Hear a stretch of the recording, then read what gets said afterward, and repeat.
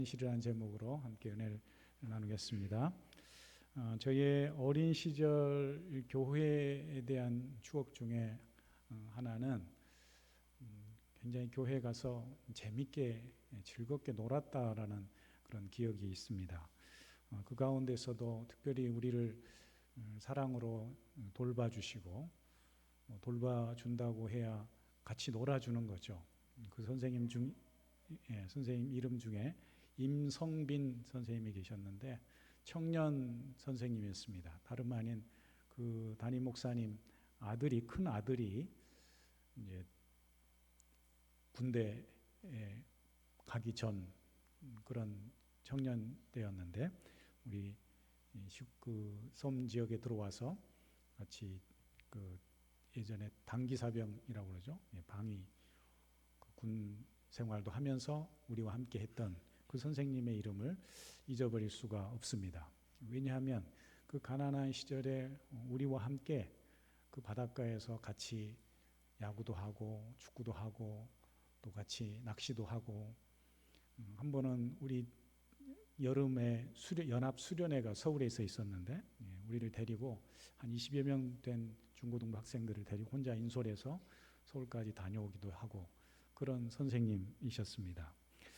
우리와 함께 한 시간을 보낸 그 청년 선생님이 뭐 그리 대단할까 싶기도 하겠지만 가난한 시절 우리와 함께 해준 그 선생님을 평생 잊을 수가 없습니다. 왜냐하면 그분에게서 평소 집에서도 받아보지 못했던 그런 따뜻한 사랑과 돌봄을 경험했기 때문입니다. 제가 중학교 1학년 80년대 초반인데요. 그 선생님과 함께 처음 서울 나들이를 했던 기억이 아직도 생생하게 남아 있습니다. 그래서 목포까지 가서 배를 타고 목포에 가서 목포에서 저녁에 완행열차를 그 당시에 비둘기 온 거예요. 완행열차를 타면은 다음 날 아침에 용산역에 닿는 그런 기차를 타고 서울에 도착했는데 처음 기차도 타고 처음 전철도 타고 했던 기억이 있는데요. 저희를 이제 초청한 교회가 서울 이제 왕십리 교회라고 그 교회 청년들하고 같이 수련회를 하는 거죠. 연합 수련회를. 그런데 저희가 전철을 처음 타봐가지고 전철을 타면은 이렇게 문이 착 열리면은 양쪽으로 그냥 다 같이 내리면 되잖아요. 근데 다들 처음 타봐가지고 문이 열렸는데 다 줄 서서 내리는 거예요. 그러다 보니까 중간에 끊겼죠. 그래가지고 한 편은 내리고 한 편은 그냥 떠나고 그래가지고 선생님이 또 반대편에 가서 타고 데려오고 뭐 했던 그런 기억이 있습니다. 제가 신대원 때 그 교회에 기도원을 가게 됐어요. 그 기도원이 우리가 갔던 기도원인지 몰랐는데 남양주에 가면은 백봉산 기도원이라고 있어요. 근데 저희가 갔던 그 기도원이더라고요. 그래서 얼마나 감회가 새롭던지. 근데 그 당시에 저희가 그 수련의 마지막 하이라이트가 뭐였냐면 우리 서울 왕십리교회 청년부랑 그 학생회랑 우리 그 신한제일교회 그 학생부 수영 대회가 있었어요. 수영 시합이. 우리는 호웃음을 쳤죠. 야, 우리는 바다에서 살던 사람들인데 우리 우승은 우리 거다라고 땅에서 뛰어들었는데요. 우리가 정말 고개를 못 들겠더라고요. 우리는 그냥 생존 수영이잖아요. 들어가서 전진이 안 되는 거예요. 옆에는 제대로 자유형 배워가지고 막 앞서 나가는데 우리 양동훈 집사님 수영 너무 잘하시던데 그렇게 쭉 나가고 우리는 막 한참 헤매고 있는 거죠. 그 기억이 지금도 생생합니다. 그때 같이 수련을 했던 우리 중고등부 누나 형들은 뭐 하는지 궁금해지기도 합니다. 어쨌든 왜 우리가 그 선생님을 이렇게 인상적으로 제가 기억을 하느냐, 그것은 가정에서도 받아보지 못했던 그런 따뜻한 사랑과 돌봄을 경험했기 때문이다라는 것이죠. 교회 가니까 나와 놀아주고 나를 챙겨주고 했던 선생님이 너무 좋았습니다. 모든 것이 부족했던 시절에 직접 사비를 드렸는지 교회에서 돈을 받았는지 모르겠지만 우리를 위해서 축구공도 사주고 또 야구 글러브도 사주고 또 낚시채비를 해가지고 우리와 같이 그렇게 다니고 했던 그 선생님이 너무나도 그 낚시 가서 끓여주셨던 그 라면이 얼마나 맛있던지 그런 기억들이 생생합니다. 그래서 집에 있는 것보다 오히려 교회 가는 시간이 더 행복했던 그런 때가 있었습니다. 제가 가진 교회에 대한 첫 인상이기도 한 것이죠. 여러분은 교회 하면은 무엇이 가장 떠오르십니까? 교회는 이런 사귐과 교제가 있어야 합니다. 그래서 교회를 본질적으로 사귐의 공동체다, 교제의 공동체다라고 말을 합니다. 요한 1서 말씀에 보면은 사도 요한이 이런 말씀을 하고 있습니다. 1장 3절에 우리가 보고 들은 바를 너희에게도 전함은 너희로 우리와 사귐이 있게 하려 함이니, 너희와 서로 사귐이 있게 하리니 하면서 우리의 사귐은 아버지와 그의 아들 예수 그리스도와 더불어 누림이다, 이렇게 되어 있습니다. 여기 사귐이라는 것이 이 헬라 원어 성경으로는 코이노니아, 한 번쯤은 들어봤을 이런 그리스어 말인데요. 코이노니아, 펠로우십이라고 하는 친교, 교제, 사귐, 이런 단어입니다. 그러니까 누군가는 우리 교회 생활 가운데에 이 사귐이 부족하고 교제가 부족한 것은 아마도 유교적인 영향일 것이다, 이렇게 말을 하는 사람이 있어요. 그게 무슨 말인가 하면은 우리가 유교, 기독교, 불교 할 때 교자를 가르칠 교자를 쓰거든요. 근데 사실 교회는 가르칠 교보다는 사귈 서로 교자 있죠. 사귈 교자, 그 교자를 써야 맞는 것이다, 이런 이야기를 하기도 합니다. 그러니까 교회의 본질적인 의미를 생각할 때에 분명히 의미 있는 이야기라고 생각이 듭니다. 교회는 무엇보다도 예배와 이 교제를 위해서 모였다는 사실을 우리가 잊지 않아야 할 것입니다. 오늘 우리는 예루살렘 초대교회를 통해서 교회다운 교회, 또 가장 이상적이고 모범적인 교회의 모습을 배우게 됩니다. 교회는 과연 어떤 공동체의 모습이 필요할까요? 첫 번째는 교회는 사도의 가르침이 있어야 한다라는, 사도의 가르침이 필요하다라는 것이죠. 오늘 본문의 42절 말씀 보면은 그들이 사도의 가르침을 받아 서로 교제하고, 이렇게 돼 있잖아요. 오늘 말씀은 사실 이 앞부분에 있는 말씀과 맥락을 연결해서 이해를 좀 해야 되는데, 앞부분이 뭐냐면 사도 베드로가 성령을 받고 담대하게 설교를 하는 장면입니다. 초대교회에 베드로가 설교를 할 때에 그 세례받는 수가 3,000이나 더했다고, 3,000명이나 더했다고, 이런 말씀이 바로 그 앞절에 나옵니다. 그러니까 이런 부흥의 역사와 함께 교회 가운데 어떤 일이 있었는가를 잘 보여주고 있는 것이죠. 이 베드로의 설교를 듣고 사람들이 3,000명이나 세례를 받았다는 것은 정말 놀라운 사건입니다. 그 당시에 예루살렘 인구가 3만에서 많아야 5만, 6만 정도였다고 하니까 거의 10%에 가까운 사람들이 한꺼번에 기독교 교인이 되었다라는 것은 분명 놀라운 사건이라고 할 수가 있는 것이죠. 그렇기 때문에 사람들이 43절에 있는 말씀처럼 사람마다 두려워하였다, 이런 표현도 있습니다. 왜 그럴까요? 예수님을 조롱하고 십자가에 못 박았던 그 세력이 아직도 건재해 있는데 그 가운데서도 예수님을 또 따르는 사람들이 이렇게 많이 생겼으니까 이런 어찌 보면 두려움과 흥분이 혼재된 그런 교회 공동체라고 우리가 볼 수가 있는 것이죠. 그럼에도 불구하고 또 사람들에게 이 교회가 칭송을 받고 호감을 주었다라는 것도 또한 놀라운 일이기도 합니다. 과연 그 비결이 무엇이냐라고 할 때에 그 첫 번째가 바로 사도들의 가르침이 있었다라는 것이죠. 여기서 사도들의 가르침이라는 것은 유대인들이 율법을 가르치듯이, 율법 교사나 서기관이 이 구약 성경을 가르치듯이 그렇게 가르치는 가르침이 아닙니다.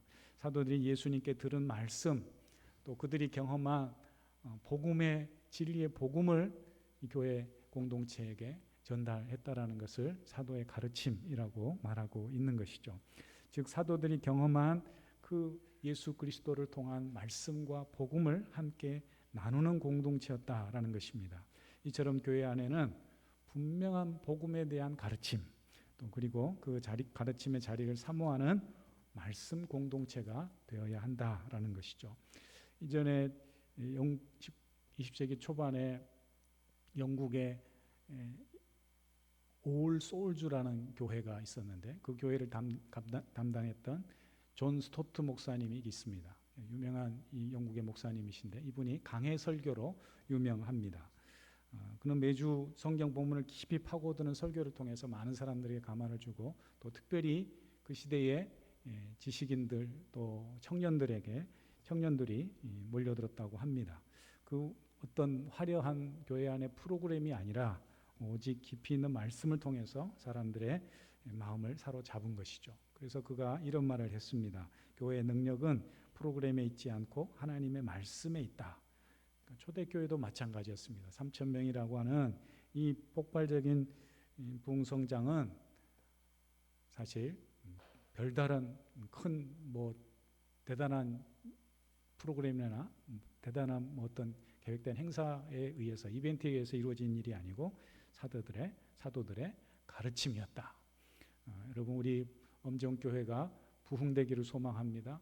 이 일을 위해서 손 목사가 깊이 말씀을 연구하고 또 그 깊이 말씀을 선포함으로써 우리 교우들의 심령 가운데에 놀라운 하나님의 은혜 가운데에 믿음의 성장, 또 영적 성장이 있기를 주의 이름으로 축원합니다.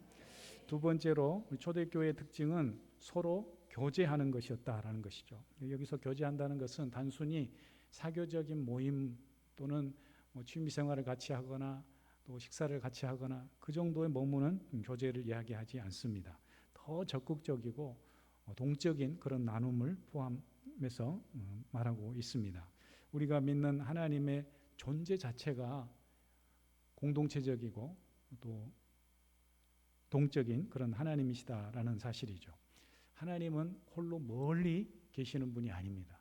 물론 하나님에게는 그런 초월적인 초월성을 가진 그런 존재임이 분명하지만 그럼에도 불구하고 그분은 우리 가운데 친히 오셔서 우리와 깊은 사귐을 갖는 그런 분이시다라는 거죠. 이 하나님을 우리가 삼위일체 하나님이다라고 말합니다. 이 삼위일체라는 말을 이 성경 원어적으로는 페리코레시스라는 그런 표현이 있는데요. 이게 무슨 말인가 하면은 이 신학 용어 중에 내적 침투, 상호 내주 이런 표현이 있어요. 그러니까 하나님이 세 분으로 존재하시는데 그 세 하나님이 전적으로 서로 교류하고 교제하고 내적으로 결탁이 되어 있는 그런 존재다라는 것을 이야기하고 있는 것이죠. 그래서 요한 1서에서 사도 요한은 예수님을 아버지와 함께 계시던 분이다 이런 표현을 합니다. 그래서 아버지와 함께 계시다는 이 표현이 그냥 우리가 쓰는 영어에서는 with him, 그러니까 그분과 함께하는 그런 어떤 머물러 있는 그런 함께하심이 아니라 원어 성경에 보면은 프로스라는 표현이 나오거든요. 프로스는 투워드라는 뜻이에요. 그러니까 무엇을 향해서 서로를 향해서 함께하는 존재 그런 뜻인 거예요. 그러니까 하나님이 그냥 머물러 있는 것이 아니고 끊임없이 사랑으로 서로를 향해서 자신을 내어주고 또 하나님과 우리 사이에 그런 깊은 내적 교통이 있다라는 것을 말씀해주고 있는 것이죠. 그래서 서로를 향해 움직이고 대화하고 교제하는 그 하나님을 삼위일체 하나님이라고 하는 것입니다. 따라서 교회는 사귐의 공동체로서 두 가지 사귐이 필요합니다. 첫 번째는 수직적으로 하나님과 하나님과 교회의 깊은 사귐이 필요하고 또 교회 안에서 서로 수평적인 사귐, 성도와 성도 간의 사귐, 서로 이웃 간의 그런 사귐이 필요하다라는 것입니다. 그래서 초대교회는 이런 사귐이 풍성했습니다. 그 사귐의 결과가 어떻게 나타나느냐? 우리가 읽은 본문 마지막 절에 보시면은 하나님을 찬미하며 온 백성에게 칭송을 받으니 주께서 구원받는 사람을 날마다 더하게 하셨다. 이렇게 되어 있습니다. 그러니까 위로는 하나님, 옆으로는 사람들과 함께 사귐으로써 온 백성에게 칭송을 받았다. 이것이 바로 교회의 존재 방향을 우리에게 제시해 주는 것이기도 합니다. 오늘 우리가 바자회를 하지만 이 바자회를 통해서 우리만 즐거운 게 아니고 이 바자회를 통하여서 더 복음의 능력이, 하나님의 사랑이 더 힘있게 널리 전해지는 그런 역사가 있게 되기를 소망합니다. 또 우리가 그런 믿음의 목표를 가지고 이 일을 하고 있는 것이죠. 이처럼 교회 안에 성령 안에서 깊은 교제라는, 예배라는 교제가 있고, 또 소그룹과 개인 간의 그런 친밀한 성도 간의 교제가 있을 때에 교회는 세상으로부터 인정받고 또 하나님께 영광 돌리는, 또 구원받는 이가 날마다 더해가는 그런 부흥하는 교회가 될 줄 믿습니다. 교회 안에 이런 깊은 사귐이 필요합니다. 교회를 사귐의 공동체, 교제의 공동체라고 할 때에 서로 안에 우리 하나님이 그렇게 서로를 향해서 깊이 사귐이 있듯이 우리 안에도 그런 사귐이 필요합니다. 가만 앉아 있으면 안 되는 거예요. 우리가 사귐의 공동체라고 하는 것은 동고동락하는 공동체다 그 말이에요. 그런데 우리가 가만 앉아 있으면은 독고동락이 되는 거예요. 그러면 안 돼요. 저는 신앙생활을 해오면서 가장 힘든 게 사람들과 헤어지는 것이더라고요. 청년 시절에 저는 우리 담당했던 전도사님이나 이런 교육자와 헤어지는 것도 굉장히 힘들더라고요. 우리가 그래야 돼요. 우리 교회 안에 어떤 분이 이사를 간다거나 또는 정말 하나님의 은혜 가운데 오래 장수하시고 무병 장수하시고 하나님 곁에 갈 때 온 교우들이 그분을 잊지 못하는 그런 사귐의 공동체가 돼야 된다는 거예요. 1700년대 후반에 존 포셋이라는 목사님이 계셨어요. 영국에 존 포셋이라는 목사님이 웨인스 게이트라는 그런 작은 마을의 소도시에서 목회를 하다가 런던의 큰 교회에서 부름을 받고 이제 떠나게 되었습니다. 그 목사님이 이제 짐을 싸서 다 마당에 내어놓고 떠나려고 할 때 교우들이 차마 더 좋은 곳으로 가시는 그 목사님을 붙잡지 못하고 눈물을 뚝뚝 흘리고 있으니까 사모님이 이렇게 말씀하시는 거예요. 목사님 저는 이 교회를 못 떠나겠어요. 이 아름다운 이 좋은 성도님들이 계신 곳을 두고 우리가 어디를 떠나겠습니까? 저는 안 떠나겠습니다. 그러니까 목사님도 차마 그 사모님 얘기를 듣고 그러면 다시 짐을 다 들여놓읍시다. 그리고 들어가서 그 목사님이 지은 찬송가가 이전에 525장, 지금은 221장으로 바뀐 그런 찬송입니다. 주 믿는 형제들 천국의 사귐은, 이렇게 부르는 그런 찬양이 있어요. 우리 안에 그런 깊은 사귐이 있어야 돼요. 우리가 한 교회 공동체에 모였다라고 하는 것은 서로에 대한 그런 아픔 또 즐거움, 우리 삶의 모든 것을 함께 나눌 수 있는, 결코 잊을 수 없는 그런 교회 공동체가 돼야 된다라는 것이죠. 이것이 바로 서로 교제하는 공동체라고 할 수가 있습니다. 마지막으로 초대교회의 특징은 떡을 떼며 기도하는 공동체였습니다. 여기 떡을 떼었다라는 것은 그냥 성만찬에 그 떡을 떼었다는 그런 의미도 포함되지만 동시에 일반적인 식사 공동체까지도 포함해서 의미합니다.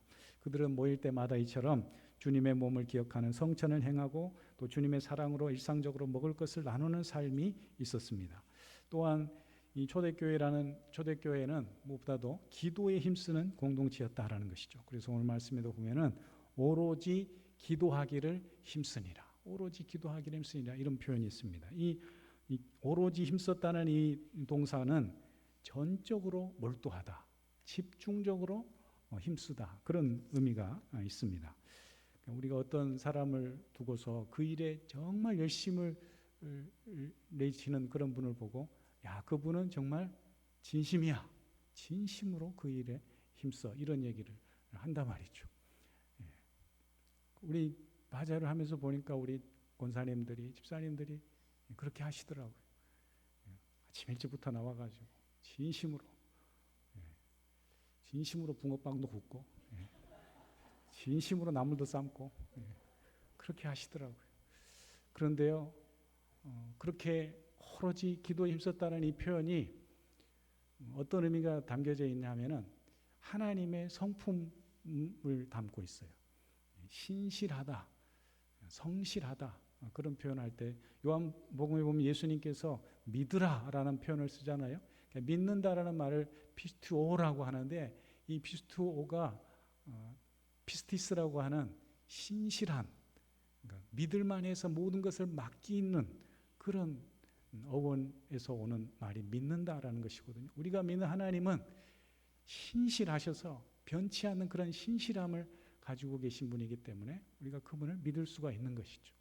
우리가 교회 공동체 안에서 하나가 되었다라는 거 하는 것은 이렇게 진심을 다해서 지속적으로 하는 거예요. 여기 이 동사들이 어떤 동사냐면은 과거 미완료라는 동사인데, 이거는 한 번 하고 끝났다는 단순 과거가 아니에요.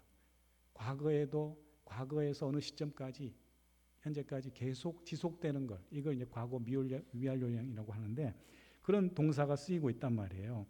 그래서 저들이 하는 행동들이 같이 나누고 떡을 떼고 기도하고 이런 모든 표현들이 이렇게 지속적으로 신실하게 했다라는 것을 말씀해주고 있는 것이죠. 1904년 웨일즈 부흥운동이라는 것이 있습니다. 영국에 큰 부흥운동이 일어났는데요. 이때 에반 로버츠라는 사람을 중심으로 해서 성도들이 모여서 뭐 했느냐? 기도한 거예요. 새벽 기도하고 새벽까지 찬양하고 기도에 힘썼습니다. 특별한 프로그램이나 유명한 설교 강사가 온 것도 아닙니다. 오직 기도에 몰두할 때에 저들 가운데에 6개월 만에 이 웨일즈 지방에 10만여 명이 회심을 하고, 또 웨일즈 광산촌들의 술집들이 문을 닫고 법원은 재판할 거리가 없어가지고 범죄 사건이 전혀 기록되지 않은 그런 일들이 있었다라는 거죠. 이렇게 기도의 능력이 놀라운 한 도시를 변화시켰습니다. 기도가 중요한 거예요. 우리가 교회 안에서 부지런히 알리세요. 우리가 기도할 제목들을 함께 나누고 알리셔야 돼요. 그래야 깊은 사귐이 이루어지게 되는 거예요. 우리가 바자회를 하든 무엇을 하든 기도가 앞서야 돼요.